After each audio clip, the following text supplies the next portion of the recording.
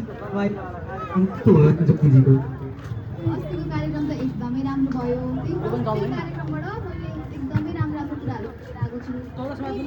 त्यही विषयमा चाहिँ हामीले आज एउटा महत्त्वपूर्ण प्रश्न उठाउनुपर्ने जवाब भएको छ।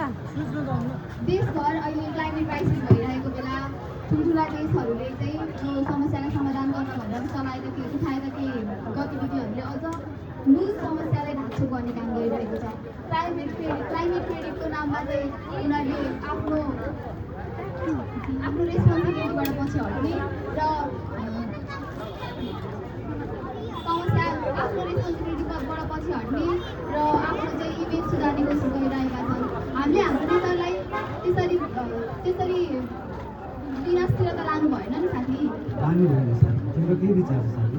उनी यहाँ रुख रोपौँ भन्छन्। रुख रोप्नु राम्रो कुरा हो, जङ्गल जोगाउनु राम्रो कुरा हो, तर प्रश्न के छ भन्दा के हामी गरिब र विकसित देशले मात्र जङ्गल बढाएर हुन्छ त? के विकसित देशहरूले गराएको त प्रदूषणहरूलाई यहाँ जङ्गल आएर नियन्त्रण गर्दा के यो जलवायु न्याय होला त? यो एउटा ठुलो प्रश्न छ नि साथीहरू। के तपाईँहरूलाई के लाग्छ? हो नि साथी, हामीले हाम्रो नेपालमा 39% जङ्गल बढाएर 46%सम्म जङ्गल ओगटेको बनाइसक्दा पनि हामीले वर्षपछि अझै धेरै विनाशकारी प्रभावहरूले हामीलाई अझै धेरै असर गराइरहेको छ। बाढी पहिरो बढिरहेको छ, हिम नदीहरू चाहिँ पग्लिरहेका छन्। अनि त्यस पछाडि अरू भनेको बाढी आएर कतिजनाको घर बगाउँछ, हाम्रै वरिपरि पनि घर बगाएको देखिन्छ।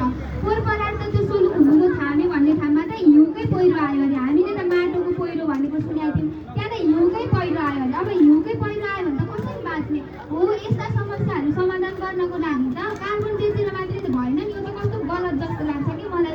यो हामीलाई चाहिँ यसो आँखामा छारो हान्ने काम मात्रै गरेको हो कि विदेशीको सहयोग देखेर फुरुक्क परेर के हो? हो सुमना, हाम्रो देशलाई विकास त चाहिएको छ, तर कस्तो विकास भनेर मात्रै सोच्नु पर्यो हामीले चाहिँ बोट बिरुवा रोपेर हरियो बनाइराख्ने, अनि कार्बन उत्पादन गर्ने देशहरू ठुल्ठुला उद्योगहरूले चाहिँ कार्बन उत्पादन मात्रै गरिराख्ने भनेर त्यो त समानता भएन नि। पक्कै त्यो त समानता भएन। कुनै पनि देश विकास गर्नलाई अन्तर्राष्ट्रिय सहयोग चाहिन्छ, तर सहयोगका नाममा हाम्रो आमा जस्तो प्रकृतिलाई दहन गरेर ल्याएको त्यो पक्रो विकास हामीलाई कदापि स्वीकार्य हुँदैन। त्यसैले उनीहरूले गरेको औद्योगिकरणले गर्दाखेरि हामीले मारमा पर्नु परेको कुरा हामी मात्र नबुझेर हाम्रो गाउँ टोल छर छिमेकसम्म बुझाउनुपर्छ र यो कुरा हामीले प्रतिनिधि उम्मेदवार हाम्रो माननीय ज्यूसँग पनि राख्नुपर्छ। कस्तो साथीहरू? यो कुरा गर्न राम्रो कामको लागि ढिला किन? हामी आजै जाउँ कि भोलि जाउँ साथीहरू? आजै जाउँ।